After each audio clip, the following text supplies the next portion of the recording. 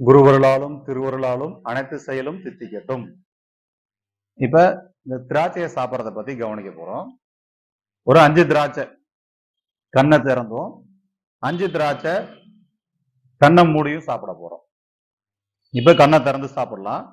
ஒரு திராட்சை எடுத்து வலது பக்கம் வச்சு வாயை மூடி வலது பக்கம் மென்னு வலது பக்கமே சுவை போறத எச்சி உமிழ்நீர் போறத கவனிச்சு சாப்பிடலாம்.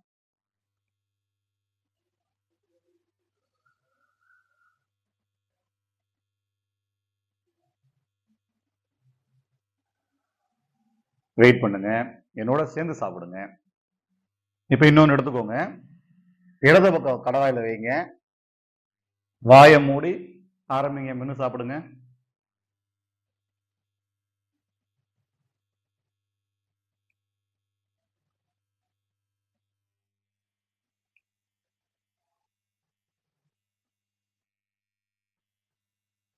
இப்ப அடுத்த 2 எடுத்துக்கோங்க. அந்த 2ல ஒண்ணு வலது பக்கமும் இன்னொன்னு இடது பக்கமும் 2 கடவாயில வச்சுட்டு மெல்றத இந்த பக்கம் வர உமிழ்நீர் இந்த பக்கமே போற மாதிரியும் இந்த பக்கம் வர உமிழ்நீர் இந்த பக்கமே போற மாதிரியும் அந்த தொண்டை வரைக்கும் போறத தனித்தனியா போறத கவனிச்சு உணர்ந்து இயல்பா சாப்பிடுங்க. ஆரம்பிங்க.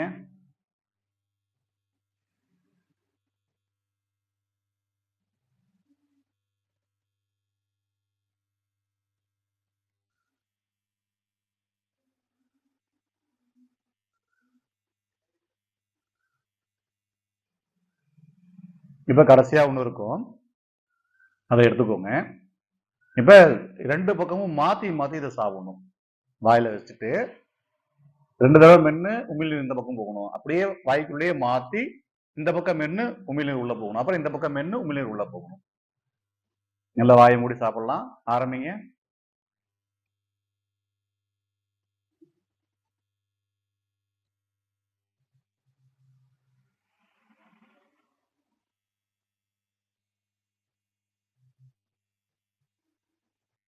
ஓகே. இப்ப இந்த 5 புரிஞ்சது இல்லையா?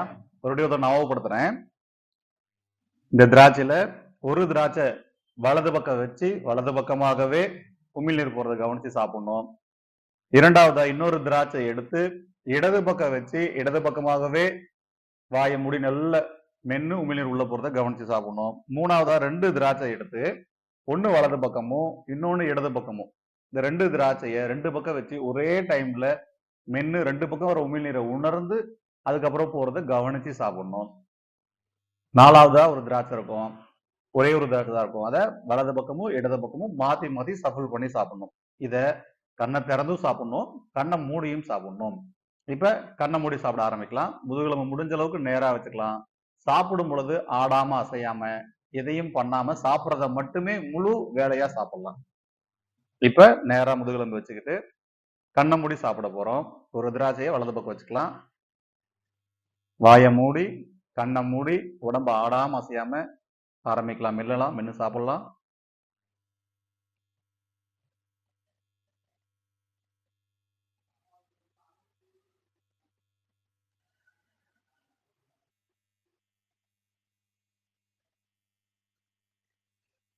இப்ப கண்ணை திறந்துக்கலாம். இன்னொன்னு எடுத்து இடது பக்கம் வாயில வச்சு கவனிச்சு உணர்ந்து இயல்பா சாப்பிடலாம். உமிழ்நீர் அடி வயிற்று வரைக்கும் போகிறத இயல்பா இருந்தா உணர முடியும். ஸோ நீங்க எந்த ஆராய்ச்சியும் பண்ண வேண்டாம், எந்த அறிவையும் பயன்படுத்த வேண்டாம். மெல்றீங்க, அது ஒரு சுவை இருக்கும், அந்த சுவையில உமிழ்நீர் சுரக்கும். சுரக்கிறது எங்க போகுதுன்னு கவனிங்க, போதுமானது. முதுகுல நேரா வச்சுக்கலாம், ஆடாம அசையாம இருக்கலாம். இடது பக்கம் கடவாயில வச்சிருங்க, கண்ணை மூடுங்க, வாயை மூடி மென்னு சாப்பிடுங்க.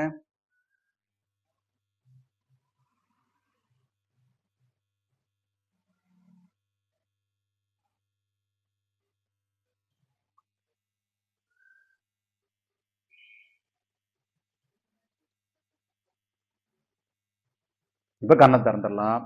இப்ப வலது பக்கத்துக்கு ஒண்ணும் இடது பக்கத்துக்கு ஒண்ணும் 2 எடுத்துக்கலாம். ஒண்ணு வலது பக்கம் கடவாயில வச்சுக்கலாம், இன்னொன்னு இடது பக்கம் கடவாயில வச்சுக்கலாம். கண்ணை மூடி மெல்றப்ப இந்த பக்கம் வர உமிழ்நீர் இது வரைக்கும் போறதையும் இந்த பக்கம் வர உமிழ்நீர் இது வரைக்கும் போறதையும் முதல் 2யும் தனித்தனியா வச்சதை கவனிச்சு அப்புறம் உணர்ந்து அப்புறம் இயல்பா சாப்பிடுங்க. இப்ப கண்ணை மூடிடலாம். வாயை மூடி மென்னு சாப்பிடுங்க.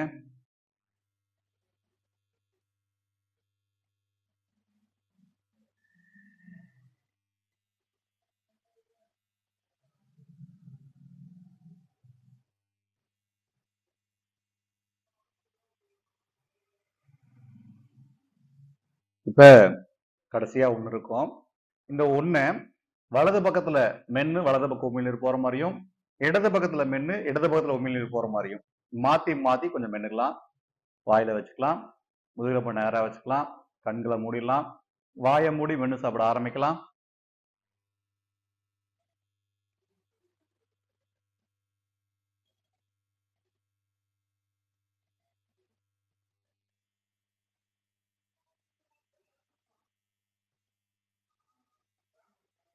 இப்ப கண்ணை திறந்துக்கலாம். இந்த கண்ணை மூடி வலது பக்கம் ஒரு தடவையும், அடுத்தது இடது பக்கம் ஒரு தடவையும், அடுத்தது வலது பக்கமும் இடது பக்கமும் சேர்த்து, அடுத்தது ஒரே இத வலது பக்கம் இடது பக்கம் மாத்தி மாத்தி இப்படி அஞ்சு திராட்சைய நீங்க கண்ணை மூடி கொஞ்சம் கவனிச்சு உணர்ந்து இயல்பா சாப்பிட்டீங்கன்னா உமிழ்நீர் நிறைய உங்க வயிற்றுக்கு போய் சேர்றத உங்களால உணர முடியும். அப்படி உமிழ்நீர் வயிற்றுக்கு நிறைய போய் சேர்றத உணர்ந்து சாப்பிட்டா உடல் ஆரோக்கியமாகவும் நோய் எதிர்ப்பு சக்தியாகவும் வாழ முடியும். ஸோ பக்தி அப்படின்றது அந்த உணவுல இருக்கணும். இப்ப நல்ல புரியணுன்றதுக்காக ஒரு விஷயத்த மறுபடியும் நான் பண்ணி காமிக்கிறேன். இந்த லட்டு இருக்கு, நீங்க பார்த்திருப்பீங்க. ஸோ நமக்கு ஒரு நண்பர் வாங்கிட்டு வந்து கொடுத்த திருப்பதி லட்டு. இது என்னோட நண்பர் இன்னொரு கோவில்ல, பெருமாள் கோவில்ல ராமோட்டமல்ல வாங்கிட்டு வந்து கொடுத்த லட்டு. இது என்னோட கடையில வீட்டுக்கு பக்கத்துல இருக்கிற துர்கா டிபார்ட்மெண்ட் ஸ்டோர்ல வாங்கக்கூடிய சாதாரண வறுத்த வேர்க்கடலை. இப்ப இது 3 பொருட்களுமே இருக்கு. இப்ப நம்ம என்ன சொல்லியிருக்கோம், பக்தி அப்படின்றது கவனிச்சு உணர்ந்து இயல்பா இருந்தா மட்டும்தான் அதனோட தன்மை பக்தி நமக்கு புரியும் அப்படின்றோம். என்னோட நண்பர்கள் சக்தி, மாரியப்பன், விநாயகம், சுரேஷ், இன்னும் நிறைய நண்பர்கள் இருக்காங்க. இப்போதைக்கு இந்த நண்பர்கள் மட்டும் நான் ஞாபகப்படுத்தி சொல்றேன். எல்லா நண்பர்களும் பழனி, எல்லாமே நடராஜ், எல்லாமே நண்பர்கள் தான். டக்குன்னு பேர் வந்ததுனால இவங்க பேரை சொல்றேன் உதாரணத்துக்காக. நண்பர்களே, நம்ம என்ன பண்றோம், திருப்பதி லட்டை சாப்பிட்றப்ப, இன்னொரு கோவிலுக்கு பிரசாதம் சாப்பிட்றப்ப இருக்கக்கூடிய அந்த பக்தி நார்மலா நம்ம சாப்பிட்ற பொருட்கள் மேல வைக்கிறது இல்லை. அதனாலதான் நம்ம பக்திக்கு முழு பலனுமே கிடைக்கிறது இல்லை.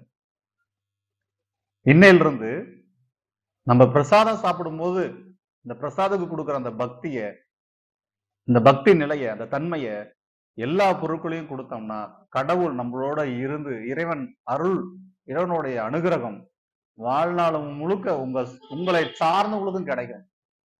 எப்ப? ஏன்னா நான் திருப்பதி கோயிலுக்கு போகல, நான் திருப்பதி கோயில் நின்று இந்த லட்டை வாங்கல, எனது நண்பர் திருப்பதி கோயில இருந்து இந்த லட்டை வாங்கினாரு. இந்த திருப்பதி பகவான் ஏழுமலை வெங்கடாஜலபதியோட அருளை பரிபூர்ணமா நான் உணர்றதுக்கு நான் கோயிலுக்கு போகல, அந்த பிரசாதம் அந்த அருளை உணர வைக்குது. நான் ராமோட்டம் மலைக்கு கஷ்டப்பட்டு மலை ஏறி வாங்கல, என் நண்பர் கஷ்டப்பட்டு மலை ஏறினாரு, நானும் கஷ்டப்பட்டு அவரோட மலை ஏறினேன்.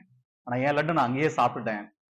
வீடியோ எடுக்கணும், மத்தவங்களுக்கு போய் காமிக்கணும் அப்படின்றதுக்காக மறுபடியும் 5 லட்டை நண்பர்கிட்ட கேட்டு வாங்கியிருக்கேன், கொடுத்திருக்காரு. ஏன்னா இந்த அளவுக்கு இந்த குவான்டிட்டி ஒரே அளவுல இருந்தா என்ன உணர்வுகளை மாத்துது, என்ன தன்மையை உருவாக்குதுன்றதுக்காக. சரி, இது நம்ம வீட்டுக்கு கடையில இருக்கக்கூடிய வறுத்த கல்ல. இந்த 3 பொருளும் ஒரே பொருளா பாவிச்சு அல்லது ஒரே பொருளா கவனிச்சு உணர்ந்து சாப்பிட்டா இந்த 3 பொருளையும் ஒரே தன்மை இருக்கிறத இயல்பா கவனிச்சோம்னா, அல்லது இந்த 3 பொருள்ல என்னதான் அப்படி ஒரு தன்மை இருக்கு அப்படின்னு இயல்பா கவனிச்சோம்னா வாழ்க்கை மாறிடும். பக்தியோட ஒட்டுமொத்த ரகசியமே இதுதான். நான் திருப்பதி லட்டு சாப்பிட்றப்ப அப்படியே உருகி அதை அப்படியே இப்படி கையில அவங்க கிட்ட வாங்கினேன். இந்த லட்டு வாங்குறப்ப இப்படிதான் வாங்கினேன், ஆனா இது வாங்குறப்ப அப்படி எடுத்தேன். நான் இதுக்கு கொடுத்த மதிப்பும் மரியாதையும் விட கொஞ்சம் அதிகமா கொடுத்தேன், ரொம்ப அதிகமா கொடுத்தேன். அதனாலேயே பக்திய முழுமையா யாராலையும் அனுபவிக்க முடியல. இன்னையில இருந்து உங்களுக்கு கிடைக்கிற அத்தனை பொருளுமே உங்களுக்காகவே கிடைக்கப்பட்டதை உணருங்க, அல்லது கவனிங்க, அல்லது இயல்பா ஏத்துக்கோங்க. இதுல நீங்க 3ல எது செஞ்சாலும் உங்க வாழ்க்கை மாறும். பக்தி தலையெழுத்தையே மாத்தும். மந்திர எந்திரம் ஜோதிடம் தந்திரம் நான் சிறந்த ஒரு செயல் செய்யறேன் அதனால என் வாழ்க்கை முன்னேற போகுது அப்படின்னா கட்டாயம் கிடையாதுங்க. ஒரே ஒரு இடத்துல நீங்க பக்தியா 24 மணி நேரம் இருந்துட்டீங்கன்னா அந்த பக்தியோட இயல்பு உங்க வாழ்க்கையோட தலையெழுத்தையே மாத்திரும். அத்தனை கிரகங்களும் அனுகிரகம் பண்ண ஆரம்பிச்சிடும். என்ன தேவை? கவனிச்சு உணர்ந்து இயல்பா இருந்தீங்கன்னா அத்தனை கிரகங்களும் உங்களுக்கு அனுகிரகம் மட்டுமே பண்ணும், நல்லது மட்டுமே நடக்கும். அப்ப நல்லது பண்ணணும், நல்லது நடக்கணுன்றதுக்காக நீங்க எதையுமே செய்ய தேவையே இல்லை. பக்திய 24 மணி நேரம் ஒரு நாள் முழுக்க முழுமையா நீங்க வச்சிருந்தீங்கன்னா போதும். சரி, இப்ப இந்த லட்டை சாப்பிட போறோம். இந்த லட்டை உடைக்கும் பொழுதே பார்க்கும் பொழுதே உள்ளுக்குள்ள இந்த பக்தி பரவசம் தன்னால வருது. ஏன்? திருப்பதி லட்டு, திருப்பதி வெங்கடாஜலபதினு சொல்லிட்டு. ஹரி ஓம் நமோ நாராயணா, கோவிந்தா, வைகுந்தா, வாசுதேவா, ஹரி ஓம் நமோ நாராயணா.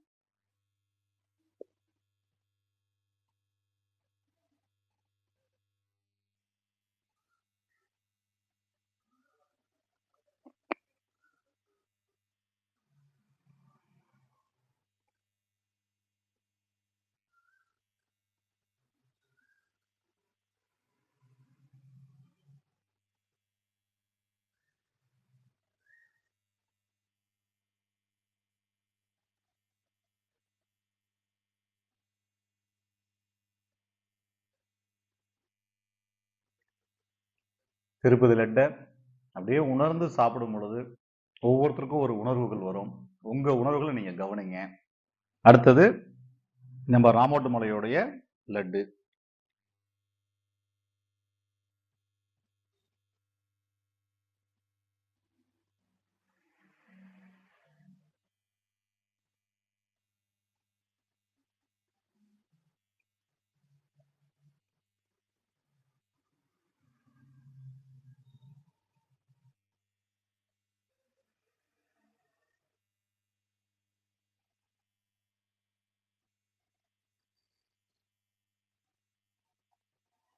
அடுத்தது நம்ம துர்கா டிபார்ட்மெண்ட் சொல்லுவாங்கன்னா வேர்க்கடலை.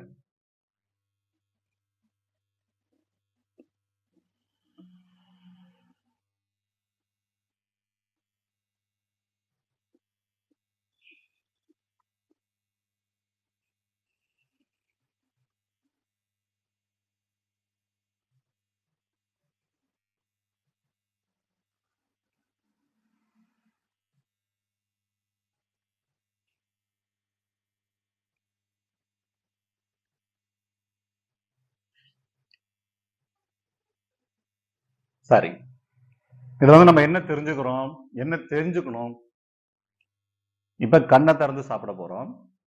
திருப்பதி லட்டு நம்ம என்ன பண்றோம்? ரொம்ப அப்படியே அன்பா, ரொம்ப இரக்கமா, ரொம்ப தூய்மையா இதை சாப்பிடுறோம்.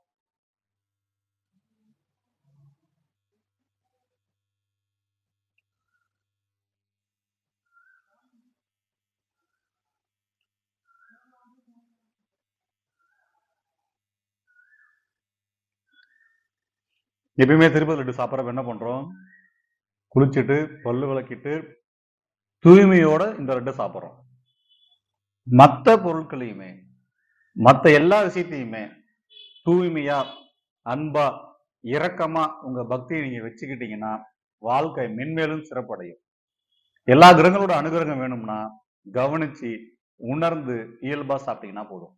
ஸோ சாப்பிட்ற ஒரு செயலை மட்டும் நீங்க பக்தியா செஞ்சாவே இன்னைக்கு உணவுப் பொருட்கள்ல அல்லது பிரசாதத்துல இருக்கக்கூடிய அந்த இயல்பு, அந்த இறைத்தன்மையை எல்லா நேரங்களிலும் எல்லா இடத்துலையும் கொண்டு வர்றதுக்கு ஒரு வாய்ப்பு இருக்கு. நான் திருப்பதி லட்டை சாப்பிட்றப்ப உணர்ந்து இயல்பா சாப்பிட்றதுக்கு இயற்கையாவே ஒரு வழிவகை செஞ்சு வச்சிருக்காங்க. என்னன்னு? இது திருப்பதி லட்டு, இந்த லட்டு மிக சக்தி வாய்ந்தது அப்படின்னு ஒரு உணர்வை உருவாக்கி வச்சிருக்காங்க. இந்த வேர்க்கடலையில அந்த உணர்வை இருக்கிறத கவனிக்க நான் விரும்பல. ஏன்னா இது ரொம்ப நேரம் மணிக்கணக்கா காத்திருந்து வந்தது. இது பக்கத்துக்குள்ள போன உடனே கிடைச்சது. அதனால இதுக்கு மேல நான் என்ன வைக்கல, கவனிப்பையும் உணர்வையும் இயல்பா இருக்க முயற்சி பண்ணல. ஆனா இந்த லட்டு கொடுக்கும் பொழுது இது திருப்பதி லட்டு அப்படி சாப்பிட்றதுனாலயே அந்த ஒரு கவனிப்பும் உணர்வும் இயல்பும் வர்றதுனால இது சாப்பிட்டா உடம்புக்குள்ள ஏதோ ஒண்ணு பண்ணுது. ஒவ்வொருத்தருக்கும் ஒவ்வொரு தன்மையில உணரப்படுறாங்க.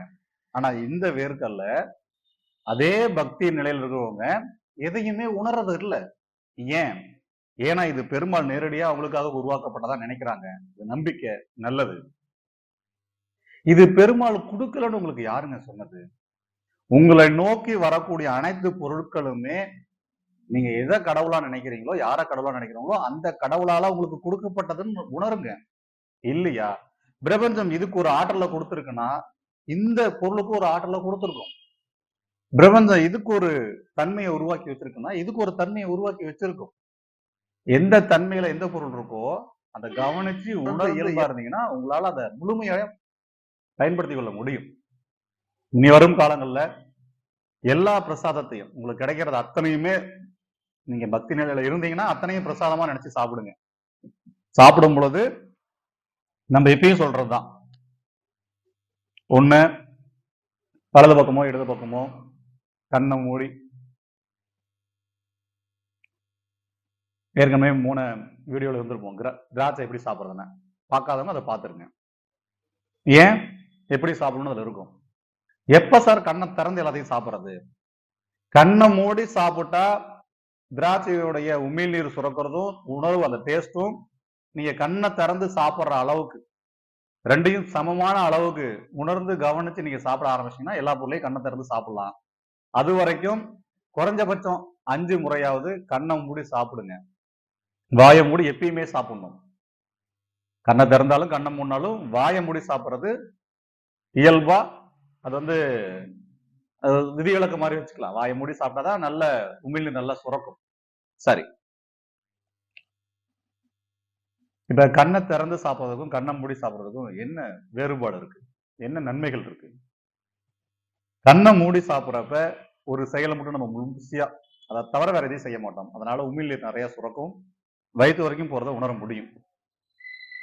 அப்ப எல்லா டைமும் கண்ணை மூடி தான் சாப்பிடணுமா? இல்ல.